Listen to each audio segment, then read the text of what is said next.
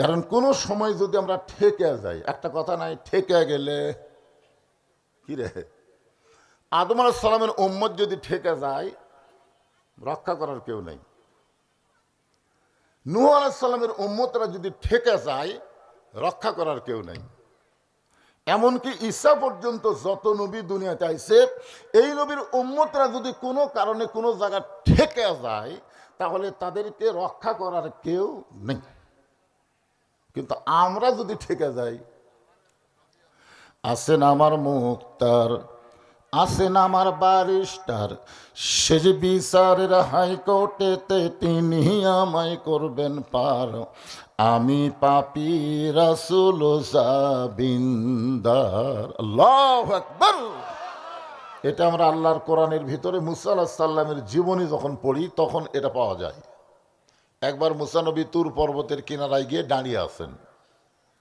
এমন সময় আল্লাহ বললেন, মুসা তুমি কেমন আছো? মুসা বলতেছে আলহামদুলিল্লাহ। তো মুসা আলাইহিস সালাম আল্লাহর সঙ্গে কথা বলার শক্তি আছে, সুবহানাল্লাহ। তো আল্লাহ জিজ্ঞাসা করছে তোমার খবর কি, কেমন আছো? তো বলছে আলহামদুলিল্লাহ। তোর মুসা কথা বলতে পারে কি পারে না? তো বলতেছে আল্লাহ আপনি কেমন আছেন?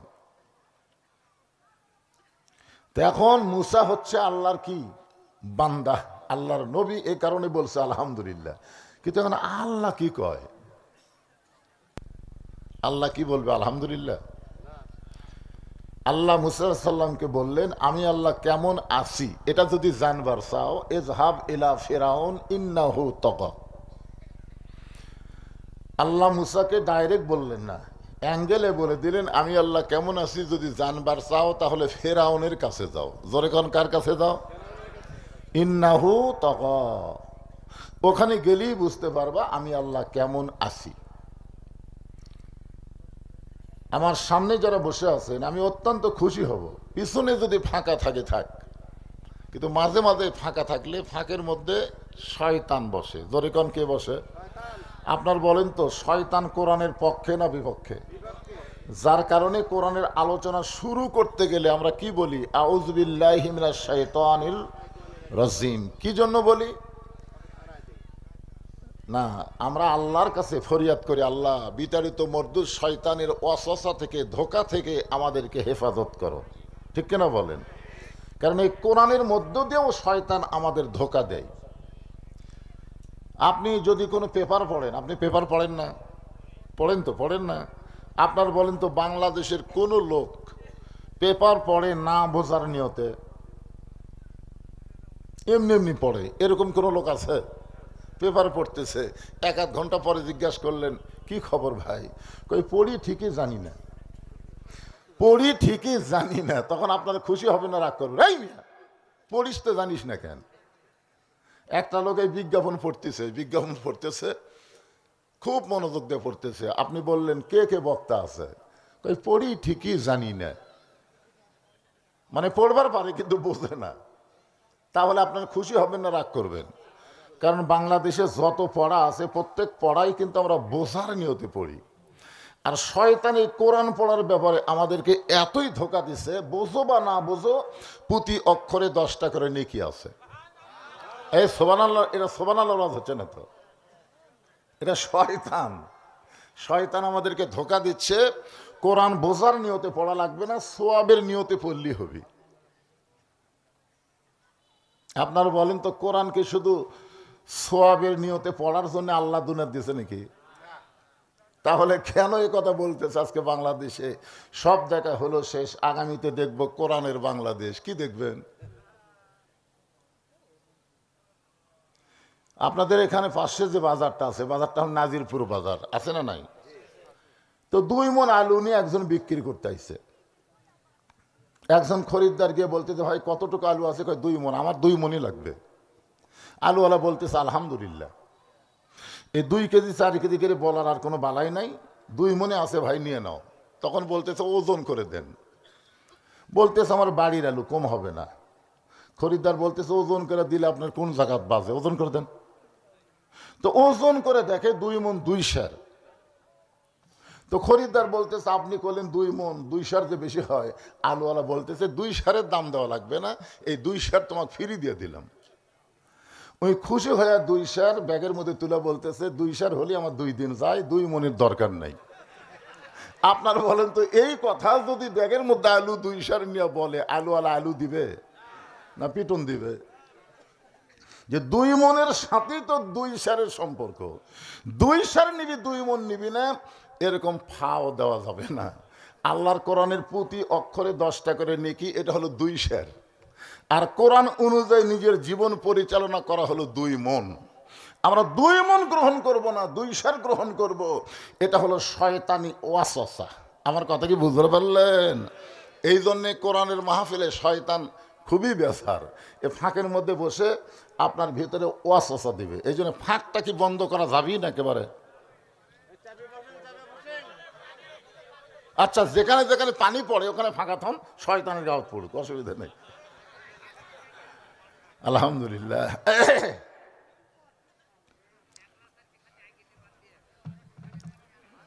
এই যারা পিছনে দাঁড়িয়ে আছেন আল্লাহর রাস্তে বসেন।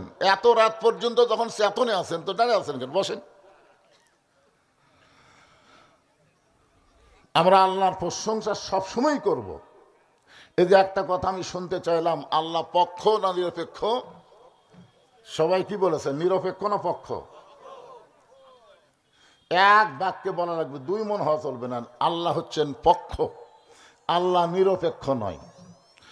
আল্লাহ যদি নিরপেক্ষ হতেন তাহলে কেন বললেন অমাইয়াবতাগি গায়রাল ইসলাম দীনান ফালাই ইউকবালা মিনহু? এই আয়াতের বাংলা অর্থ হলো, ইসলাম ছাড়া অন্য কোনো জীবন ব্যবস্থা কেউ যদি গ্রহণ করে, আল্লাহ বলেছেন কখনোই তা কবুল করা হবে না। ইসলাম কোনো ধর্মের নাম না, ইসলাম হলো একটা জীবন ব্যবস্থার নাম। ধরে কোন কথা ঠিক কিনা? হিন্দু একটা ধর্মের নাম, খ্রিস্টান একটা ধর্মের নাম, ইহুদি একটা ধর্মের নাম, বৌদ্ধ একটা ধর্মের নাম। ইসলাম কিন্তু একটা ধর্মের নাম না, ইসলাম হলো একটা জীবন ব্যবস্থার নাম।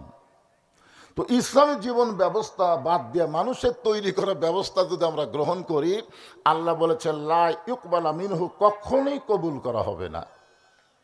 ইন্না দীনা ইনদাল্লাহিল ইসলাম, আল্লাহর কাছে মনোনীত জীবন বিধানের নাম কি? যারা বলবেন না তারা কিন্তু ধরা খাবেন, কারণ আপনার 2 কান্দর 2টা ফেরেশতা আছে, আছে না নাই? আপনার বলেন তো, ফেরেশতা কি ঘুম পাড়তিছে? তো আপনি যখন কথা বলতেছেন না তখন 2 ফেরেশতা কলম খাড়া করে আছে। আল্লাহ বলে কলম খাড়া করে খেন, বলে কোরআনের মাহফিলে তোমার বান্দার সাথে আমরা আছি, কিন্তু তোমার বান্দা তো জবান খোলে না, তা আমরা লিখবো কি? আল্লাহ বলে হক কথা বলার সময় যারা জবান খোলে না এরা হলো বোবা শয়তান। যারা বলেন কি শয়তান?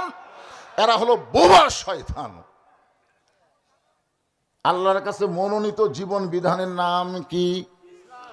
আরো জোরে, জোরসে বলুন, উদখুলু ফিস-সিলমি কাফা। আল্লাহ বলেছেন পুরোপুরিভাবে ইসলামের মধ্যে প্রবেশ করো। আমি আজকে সেই মুসলমান নিয়েই আপনাদের সামনে আলোচনা করব, কারণ বাংলাদেশের হিসাব হলো শতকরা 90% মুসলমান, বেশি আছে, কেউ কয় 94, কেউ কয় 96, যাই হোক আমি কমটাই ধরলাম। শতকরা কত ভাগ? 100 জনের মধ্যে 90% মুসলমান আমাদের বাংলাদেশে। এরপর আল্লাহ কেন বলতেছে লা তামুতুন্না ইল্লা ওয়া আনতুম মুসলিমুন, মুসলমান না হয়ে তোমরা মরো না? অবশ্যই এ কথা বলার মধ্যে একটা গুরুত্ব আছে, আছে না নাই? জোরে আছে। হ্যাঁ, এই গুরুত্বটাই আজকে আপনাদের সামনে আল্লাহর কোরআন নবীর হাদিস থেকে উপস্থাপন করা হবে ইনশাআল্লাহ। মনোযোগ দিয়ে শুনবেন। আমরা আল্লাহর প্রশংসা করব কেন বেশি বেশি? কারণ কোনো সময় যদি আমরা ঠেকে যাই, একটা কথা নাই, ঠেকে গেলে কি রে, আদম আলাইহিস সালামের উম্মত যদি ঠেকে যায় রক্ষা করার কেউ নাই।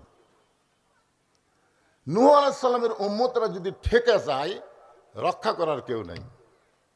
এমনকি ঈসা পর্যন্ত যত নবী দুনিয়াতে আইছে, এই নবীর উম্মতরা যদি কোনো কারণে কোনো জায়গা ঠেকে যায় তাহলে তাদেরকে রক্ষা করার কেউ নেই।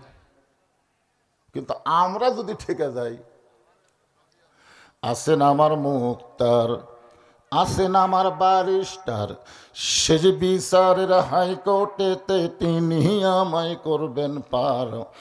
আমি পাপী রাসূল জাবিন্দার। আল্লাহু আকবার।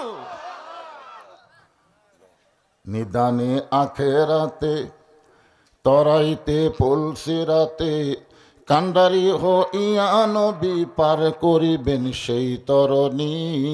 সবাই বলেন নবী মোর পরশমণি, নবী মোর সোনার খনি, নবী নাম ভাবে যেজন সেই তো দোজাহানের ধনী। এমন একজন নবীর উম্মত হওয়াতে আপনারা খুশি না বেজার? আলহামদুলিল্লাহ। এখন যে কোরআন থেকে আপনাদের সামনে একটা আয়াত তেলাওয়াত করা হয়েছে তার উপর আলোচনা হবে। আপনাদের কাছে আমি শুধু জানতে চাই, এই কোরআনের মধ্যে কোনো সন্দেহ আছে? যেই কোরআন সম্পর্কে আল্লাহ কোরআনের প্রথমেই বললেন জালিকাল কিতাবু লা রাইবা ফি হুদাল লিন্নাস। আল্লাহু আকবার বলছে। আমি যে ভুল করলাম সেদিকে খেয়াল নেই, দেখছেন? আপনারা কি দিবেন? লোকমা দিবেন। আল্লাহু আকবার কেন? আল্লাহু আকবার কোরআন তেলাওয়াত সুন্দরভাবে যখন কেউ করে, তুলিয়াত আলাইহিম আয়াতুহু জাদাতুহুম ঈমানান, আল্লাহ তার ঈমান বাড়ায় দেয়। আর ঈমান বাড়ানোর লক্ষণ হলো শয়তানক তাড়ান। ধরে কোন কথা ঠিক কিনা? আর শয়তানক তাড়ানোর মূল মন্ত্র হলো আল্লাহু আকবার। এখানে আমি ইচ্ছা করেই ভুল করছি না, শোনেন কি জন্যে বললাম। এখানে হুদাল্লিল মুত্তাকিন বলা হয়েছে, কিন্তু হুদাল্লিল নাস যদি আল্লাহ বলতো তাহলে এই কোরআন থেকে পাইকারি হারে সবাই হেদায়েত পেত। কিন্তু আল্লাহ হুদাল্লিল নাস না বলে হুদাল্লিল মুত্তাকিন বলে আল্লাহ পক্ষপাতিত্ব করে বললেন কেবলমাত্র মুত্তাকি বান্দা বান্দি যারা আল্লাহর কোরআন থেকে হেদায়েত পাবে তারা। মুত্তাকি বান্দা বান্দি ছাড়া আল্লাহর কোরআন থেকে হেদায়েত পাওয়া যাবে না। এ ঘোষণা কার? এখন বলেন তো, মুত্তাকির কয়েকটা বৈশিষ্ট্য আছে, তার মধ্যে 1 নম্বর বৈশিষ্ট্য হলো আল্লাযীনা ইউমিনুনা বিল গায়ব, অদৃশ্যের প্রতি বিশ্বাস স্থাপন করা। আপনারা যে নামাজ পড়লেন, এশা নামাজ পড়েন আপনারা, এশা নামাজ পড়ার সময় আত্মাহিয়াতুর মধ্যেই কিন্তু আপনারা এক সময় এভাবে এটা কি তোলেন নেই? কেন তুলছেন? এমনি এমনি আমি এক মুসল্লিকে বললাম, ভাই এরকম আঙ্গুল তুললে কেন? সবাই তোলে, আমিও তুলি। সবাই তোলে, উইও তোলে।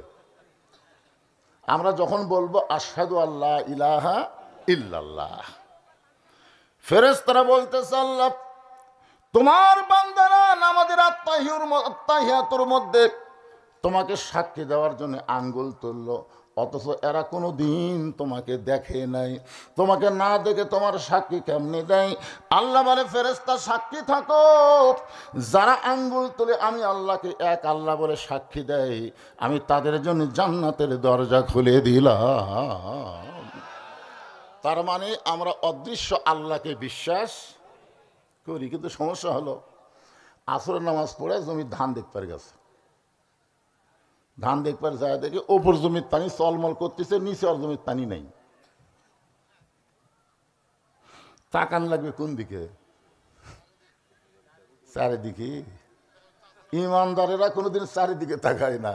ইমানদার আর মুনাফিক যারা, তারা চারিদিকে তাকায়। চারিদিকে তাকায় দেখে কেউ নাই। ওই আস্তে করে বসে বিসমিল্লাহ কয়ে আল কাটছে, বিসমিল্লাহ কয়ে আল কাটছে। দেখবেন আউযুবিল্লাহ বাদ দিয়ে যারা বিসমিল্লাহ কয় এরা শয়তানক সাথে রাখে। ধরে কারণ কাক সাথে রাখে? কতগুলো নেতা দেখবেন এসে বিসমিল্লাহির রহমানির রহিম, আউযুবিল্লাহ করে গেল। বিসমিল্লাহ ওই আল কাটছে, ওই পানি দিয়ে হাত ধোছে, ধোয়ার পরে আবার দাঁড়ায় চারিদিকে তাকায় বলতেছে আলহামদুলিল্লাহ কেউ দেখেনি। কেউ দেখছে? কে দেখছে? সে আল্লাহকে আপনি দেখছেন নাকি? আপনি আল্লাহকে দেখেন নাই, কিন্তু আপনার ঈমান বলতেছে আল্লাহ দেখতেছে। এটা হলো মুত্তাকির 1 নম্বর বৈশিষ্ট্য। অদৃশ্যের প্রতি বিশ্বাস স্থাপন করা লাগবে। আপনার দুই কান্দে দুই মোহরি আছে না নাই? দেখছেন? আচ্ছা, দুই ফেরেশতা যে আপনার দুই কান্দতে আছে, এর কি ওজন কত? আল্লাহ ভালো জানে, আপনার কিছু বুঝাবেন না, ভারী টারি লাগে না? হায় হায়, খালি বসে নাই রে, খাতা লিয়ে বসে আছে। তোর এখন কি লিয়ে? এক একটা খাতা বাবা, ওরে বাবা রে। তোমার দুই কান্দে দুই মোহরি, লেখিতেছেন ডায়েরি, দুই কান্দে দুই মোহরি, লেখিতেছেন ডায়েরি, দলিল দেখে রায় দিবে, টাকা পয়সার নাই কারবার। কেরামান কাতিবিনা ইয়ালামুনা মা তাফআলুন।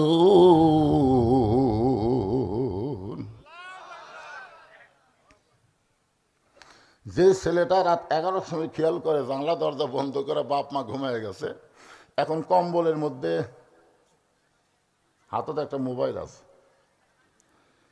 এখন খারাপ ভিডিও চালু করে মনে করছে যে সবাই ঘুমিয়ে গেছে, কেউ চেতন নাই। এই মনে করে যখন অশ্লীল ভিডিও দেখতে চাবে, তখন যদি সে অদৃশ্যের প্রতি বিশ্বাস করে যে আল্লাহ দেখতেছে, ফেরেশতারা লিখতেছে, ওই ব্যক্তির দ্বারা আর কোনো অন্যায় হবে না। এরাই হলো মুত্তাকি। জোরে কোনো সুবহানাল্লাহ। পাপ করার সুযোগ পালেও পাপ করে না। এই যে আপনাদের এলাকার ছোট ছোট বাচ্চাদের শব্দ শোনা যাচ্ছে, দেখছেন, হো হো হো করতেছে। এত রাতেও আপনাদের এলাকার ছোট ছোট বাচ্চারা বাহিরে ঘোরাফেরা করে। আপনার বলেন তো, এরা কেন বাহিরে ঘোরে? এমনি এমনি? রাসূলের হাদিসে বলা হয়েছে 7 বছর থেকে তালিম দাও আর 10 বছর থেকে জোর করে নামাজ ধরাও। এই কথার যদি আমরা গুরুত্ব দিতাম, আমাদের একটা সন্তানও খারাপ হতো না। জোরে কোন ঠিক কিনা? মুত্তাকির 2 নম্বর বৈশিষ্ট্য হলো ইয়াকিমুনাস সালাত। মুত্তাকির 2 নম্বর বৈশিষ্ট্য হলো নামাজ কায়েম করা লাগবে। জোরে কোন কি করা লাগবে? নামাজ পড়লে হবে না, নামাজ কায়েম করা লাগবে। মুত্তাকি হবার গেলে 2 নম্বর বৈশিষ্ট্য হলো নামাজ কায়েম করা লাগবে। এই মুত্তাকি সম্পর্কে আল্লাহ তাআলা অন্য আয়াতে মুত্তাকির ব্যাখ্যা করেছেন কোরআন টু কোরআন। জোরে কোন সুবহানাল্লাহ। আল্লাহ কোরআনের প্রথমেই বললেন হুদাল্লিল মুত্তাকিন। আবার এই মুত্তাকিটা কেমন হবে আল্লাহ অন্য জায়গায় বলতেছেন, আত্তাকুল্লাহা হাক্কা তুকাতিহি ওয়া লা তামুতুন্না ইল্লা ওয়া আনতুম মুসলিমুন।